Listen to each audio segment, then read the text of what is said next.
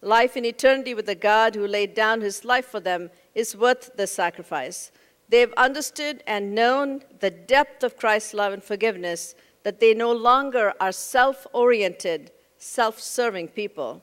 They are God-oriented, ready to serve and give their all to others. A few current-day stories will illustrate this. In Kandhamal district in India, we have a group of people who had become Christians through Christian witness, and their lives were becoming prosperous, and they were doing really well. And a group of Hindus who were watching them prosper and grow were waiting for an opportunity to bring them down. An Indian Hindu leader was murdered by a communist group, and this Hindu group pinned it on the Christians. They tortured them, raped their women, drove them out of their house into the forest. Can you imagine? We're not just talking about able people, we're talking about elderly, we're talking about little babies, all driven into the forest with this condition: you can come back if you renounce Christ and follow your Hindu gods again. What would you do if you were in that situation? You could not suffer. You can alleviate your suffering by renouncing your faith. Would you go for it? Or you will continue to suffer? No home, no property, nothing to eat. The government offers no protection. Will allow the perpetrators to continue with their exploits. A few returned and renounced. Majority said that they will not renounce their faith in Christ.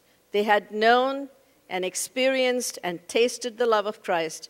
They were not going to give up their faith in Christ just to get back their material comforts.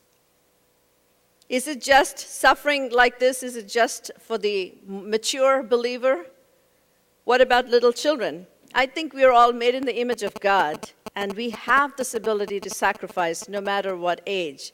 I heard a reporter who had come from India talking about the slum children that she had visited. She said as she saw the plight of these children, she began to weep. She couldn't bear to see their plight, and she began to quietly weep. A little boy, one of the slum children, saw her crying, and he had a little apple or some little food that he had.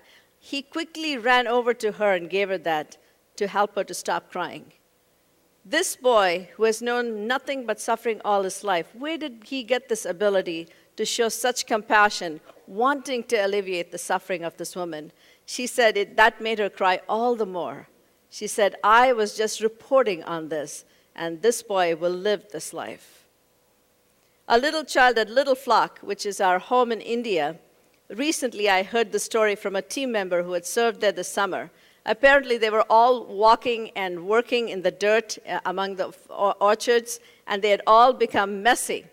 So one little child saw that this one woman had very dirty feet, and she got a little bucket, went and got some water, and washed her feet. Who taught the little child to sacrifice her comfort to make somebody else more comfortable? I believe it's a God-given ability.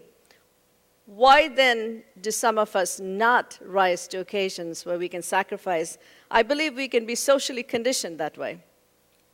In our society here, we have quick fixes for everything. We can replace anything. You have a headache, you take aspirin. You have a fever, you take Tylenol. You have a broken something, we can fix it. You can go to the supermarket, get anything. This can make us exclude and be excluded. We can become so self-sufficient and live for ourselves. We have to work hard to imitate Christ and to live a purposeful and meaningful life. In all our giving, we have to ask the question, have I suffered in any way as a result of giving myself to others? There's a story that Mother Teresa wrote about. She said that she had heard about this Hindu family suffering without food for many days.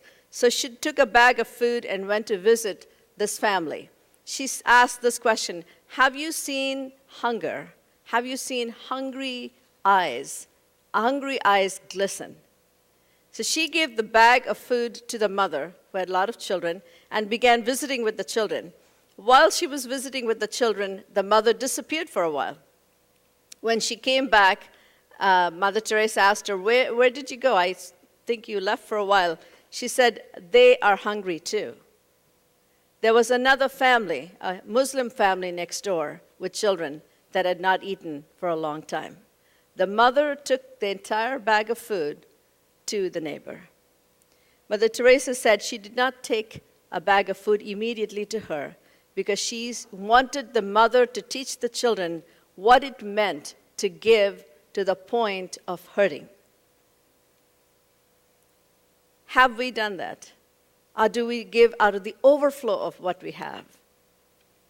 Isabel Kuhn, in her book called In the Arena, talks about God giving us opportunities in life to put ourselves out in the arena where we might look like spectacles to the world, either for our faith, for our service, or for our obedience.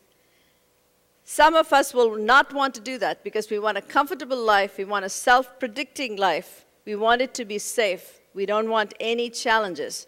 She said that would be a dull and a boring life without any purpose. But if you choose, she said, to put yourself in that arena or the platform that God gives you, and you are there and everybody looks at you and you feel like you're like a spectacle to them, she said, then this same God who rescued Daniel when he was put in the lion's den and who closed the mouth of the lion will come and rescue you. And then the whole world will know who your God is. Because when Daniel was untouched by the lions, the king comes to the den and says, Daniel, this God that you trust in, has he saved you? And he says, yes, king. The king then writes to all the nations that they are to trust this God of Daniel because he's the one true and living God. In Daniel's case, his sufferings were alleviated. God chose to rescue him rather than let him be killed by the lions. Does God always do that when we put our lives out to serve him? The case of Jim Elliot. Elizabeth Elliot talks about it. Jim Elliot and the men who had resolved themselves to bring the good news of Christ to the Auca Indians in Ecuador knew fully well that God might want them to lay down their lives for these men to come to know him. So she talks about the day before when they were preparing. You know, all these men and their wives, they all knew that this could be the end. But they prayed and they committed themselves to their God and they sang the song, you know, you are our shield and our defender. They had no problems trusting God. And when they went down to bring them, to make contact with the Indians, you know, they were all speared to death immediately. Many people said, what a waste of this life. Why didn't God do something? Why couldn't he have protected them? Why did they have to suffer? It was not they who suffered. It's the wives who stayed back that suffered, the children that were born later that suffered. But Elizabeth Elliot says it was not a waste. They were fully prepared.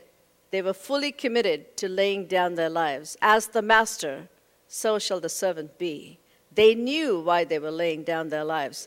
When the men were killed, the wives forgave the men who killed them, shared the gospel, they came to faith in Christ, and they became disciples of Christ. And one of them said, if he had only known, why couldn't God have told them?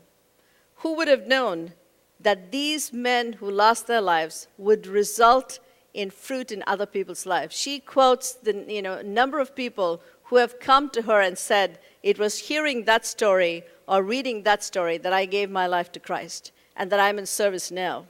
And some of those are like Chuck Swindoll and James Kennedy and Charles Stanley and many others. She said through the deaths of these few men, thousands, if not millions, have come to know the life of Christ. What will you do as a result of the life that Christ has given you?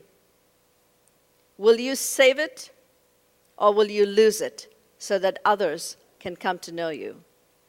We have a great cloud of witnesses, we read in Hebrews, that have gone before us and will watch over us. We all have one life to live. And that life can be either lived for God, where it'll multiply itself in others, or it can be secure and safe, and we will not know the power of God in our lives. I believe that you can choose your destiny with God.